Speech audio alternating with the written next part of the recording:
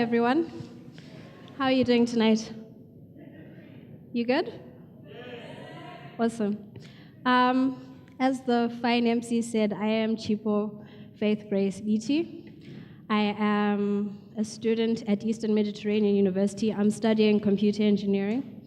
But who I actually am is the total opposite of what I'm studying. Excuse me. I am a blogger. I have a blog called The Chronicles of Every Woman, and it is a movement aimed at touching the lives of men and women with broken and mended hearts. I call it a channel of love. I'm also a writer, a soon-to-be published writer within the next few months. And what I'd like to talk to you about today is my topic and something I hold very close to my heart called One Step, One Heart, One Moment at a Time. You see, we live in a world where, when it comes to speaking about our generation, by our generation I mean my generation, they say we are the lost generation, we are the spoiled generation, the ungrateful generation, the useless generation, the rebellious generation, the generation that isn't going to live very long. Basically, they say we're the generation that has brought the end time. But if you ask me, I see us as a driven generation. A generation that's so hungry for change, so hungry. We've allowed ourselves to listen to society's way of getting to success, which is achieve great results in a small space of time with very little work. We're encouraged to become overnight successes. We're encouraged to believe that such a thing exists.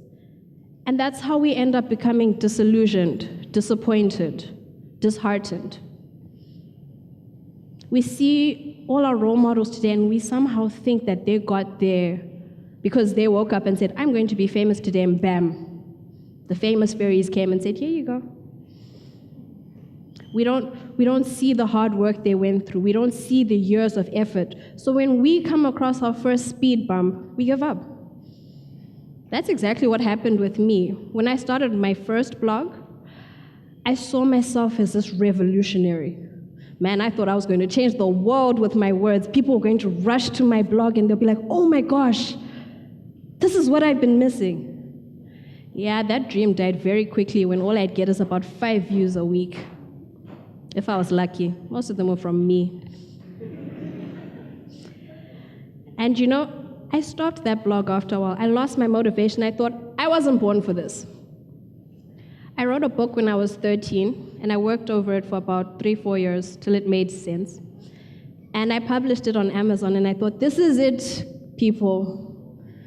Your star is here. J.K. Rowling, you ain't got nothing on me. Then no one bought the book. And I was so crushed, so traumatized, I decided, you know what, I'm never going to publish again. I'm never going to try it again. I'm not. My excuse would be, you see, I don't want my art to be commercialized. I don't want people to think that I just want the money. I'll put my stuff out for free. But deep down inside, if you really looked, you'd see a girl who was just scared to be rejected again.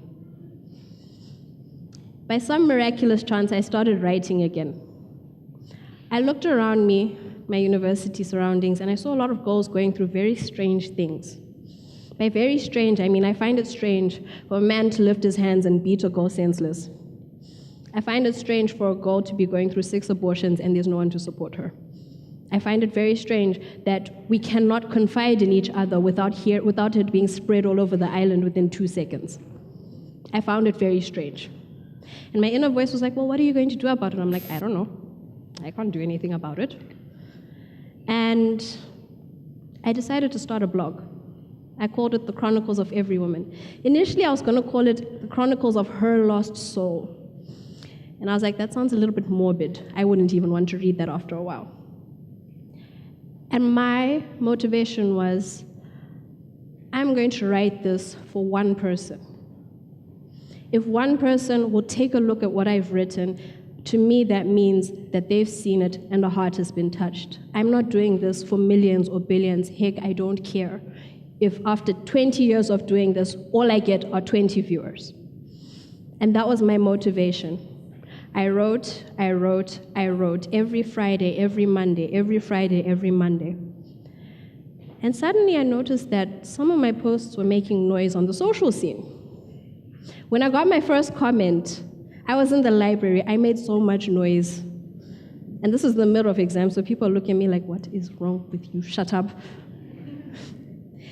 And for me, that touched me because the person said, I'm so glad I came across this blog. It's nice to know someone out there understands. I had no idea who this person was.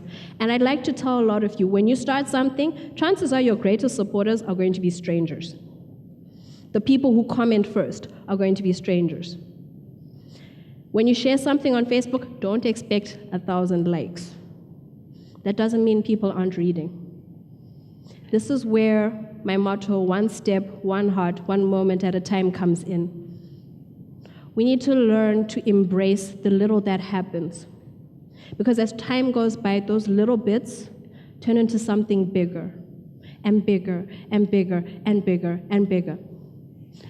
Not all of you here want to start a blog. If anything, I wouldn't advise it. It's one of the most stressful things to do. You don't get to see your people, you don't hear anything. You need strength. But some of you may be passionate about cooking. Some of you may be passionate about speaking. Start speaking to your roommate. Start speaking to your friends. Start cooking for them. Cook for the people you live with. If you enjoy it that much, you never know one word. It takes one word. All it takes is for your housemate to say to someone, man, the food I'm getting at home, you have got to meet my housemate. That's all it takes. If you don't believe me, when I finished my second book, I went on the same spiel as, I'm not going to publish my work.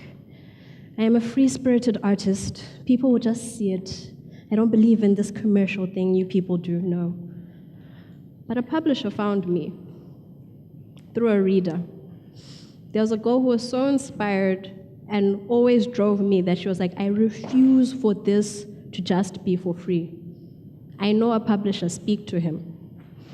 And he read it and he said, I believe people need to read this. And now I'm a few weeks away from having my first book published in print. Thank you.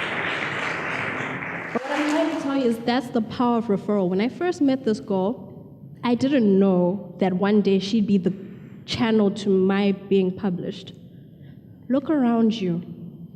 Look around the people you're with. You never know where your first point of inspiration, your first point of contact is going to come from.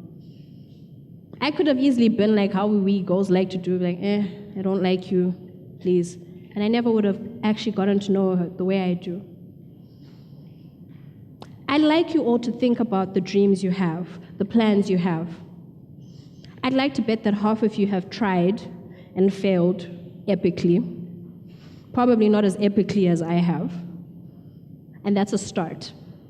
You're already a step ahead of a whole lot of people because here you are on a foreign land in university when there's a whole world out there, a whole world of children who dream about this and never see it.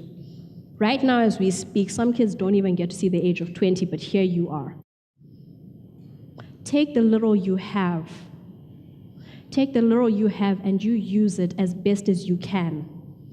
So what if the results aren't showing now? Just because the results aren't showing now, it doesn't mean it's a failure.